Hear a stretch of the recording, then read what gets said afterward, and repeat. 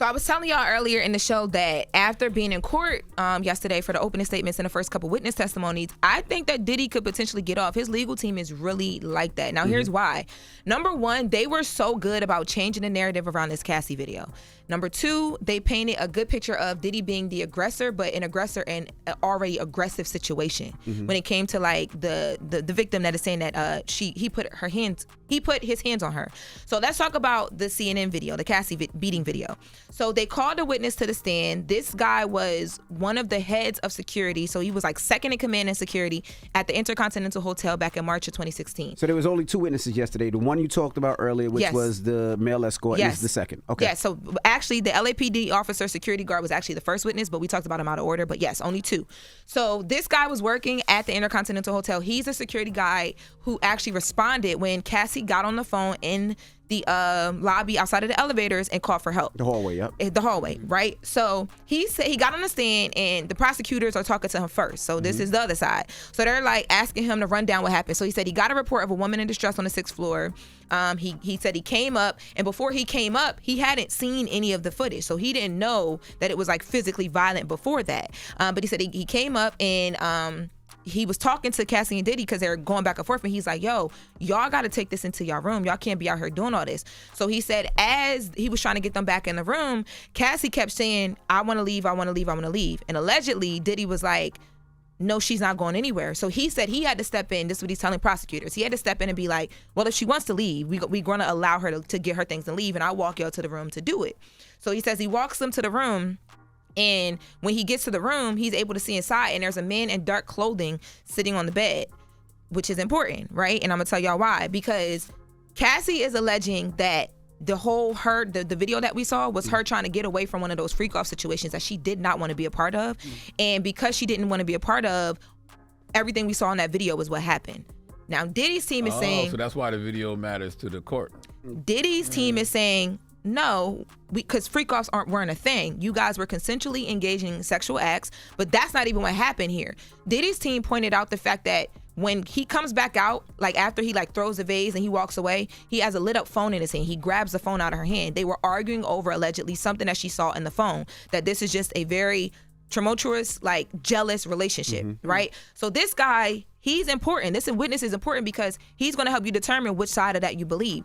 So he's running down what he saw. He says he saw this guy in the room when he's talking to the prosecutors. He's also saying that, like, you know, after Cassie left, there was like this 7-foot man that, like, basically like a big man that came and picked Cassie up, and obviously she knew the man, but it was kind of uncomfortable going back to the whole, you know, Diddy's team was helping him orchestrate all this stuff. He says he went back upstairs to talk to Puff and explain to him the rules of the hotel and that he had to pay for some things. And Diddy had this like devilish stare on his face when he came out of the elevator at one point, and that Diddy allegedly offered him money. So the man is saying that Diddy offered him money because he didn't want any of this to come out, because for her and for him. But then they cross-examine him. So now Brian Steele gets up there for Diddy. Top dog law. No, let me tell you. We've reported about Brian Steele a lot in here, but I have never seen, and he did it so effortlessly. I've never seen nothing like this. So he gets up there and he's like, okay, so you're now an LAPD officer, because they leaned a lot on that, because they want you to look at this man as like he has integrity. And he's currently an LAPD officer. Currently LAPD officer after he left being security at that hotel, right? So he has all this morals and integrity because he's an officer. He understands taking oath and telling the truth.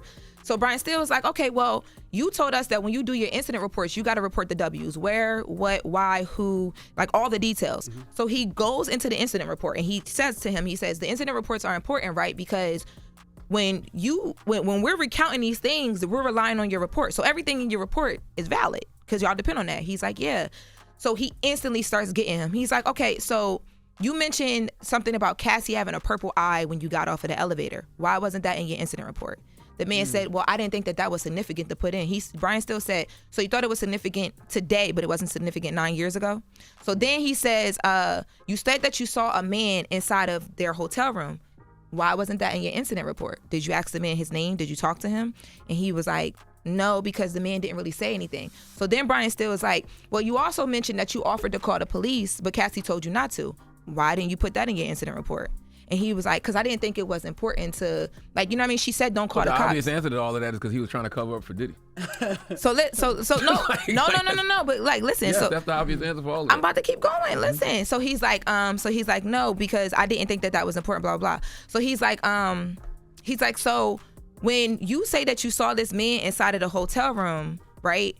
Can you talk to us about like how the hotel room was set up? Because the point he was trying to get to, but they backed up off of it, was Diddy would have been in a presidential suite or a larger hotel room where if you're standing in the doorway, you're not seeing someone sitting on a bed. You're not seeing a person, and you didn't even put that in your report. So he's like, that makes no sense whatsoever. And then the prosecution had already played the video in full, and then they played these videos he recorded on his phone. And they asked him, well, why would you record videos on your phone? And he's like, because if I had told my wife that this just happened, because I knew who Puff was, but I didn't know who Cassie was, she wouldn't have believed me. That blows, even if he was just trying to cover up for Diddy, that now makes him look like you were so fanned out at this point. We can't trust either side. We can't trust you in defense of Diddy. So he sent the video to his wife? He sent the 2 videos to his wife, and in the video you hear him laughing like, look how shiny my shoes are. Like, he's not taking it serious at all. So then he's like, people were coming up to me afterward that worked for the hotel asking me about this video, and I'm telling them, like, he's super excited, telling everybody about it, telling everybody what happened. But now today you only are saying that you remember certain things that go against Puff while you're on the stand, but you didn't say those things back then. Because he was covering up for Puff back then, but maybe he got a conscience now is all I'm simply saying. But did he get paid by Diddy? Did he take money? He said he didn't take the money. He said that Diddy offered him a ton of money, and to that Brian still, it was a stack. Yeah, he said he came out with a huge stack of money and he didn't offer it. To that, Brian still said, well, you were basically, because he kept saying, I kept telling Diddy how much he had to, not how much he had to pay, but the fact that you had to pay for all the stuff that you messed up. And if Diddy's already saying to you, I don't want this to get out anywhere, he's like, so of course when you came back up to him, he had the money ready or whatever, because you're saying he had all this cash. Like, he had it ready because he just wanted to take care of it and move on. You know what's interesting?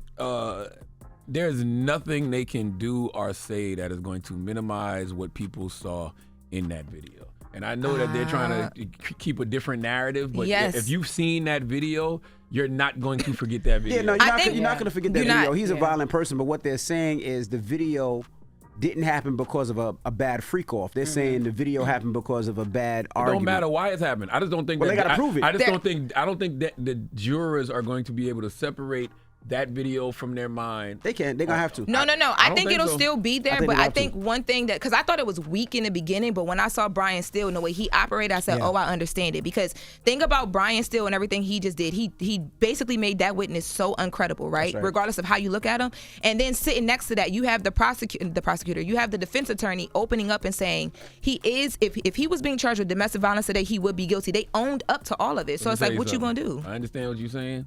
But when Cassie takes that stand, I think that might happen today. And she was young back then, super young. Mm-hmm. When she takes that stand and she talks, and you look at her in contrast to the money, the power, the age of Diddy, and they're on her, and she's basically saying, I didn't want to do any of these things. It was out of my control. Mm-hmm. I was getting drugged up, alcohol, getting beat on, blah, blah, blah.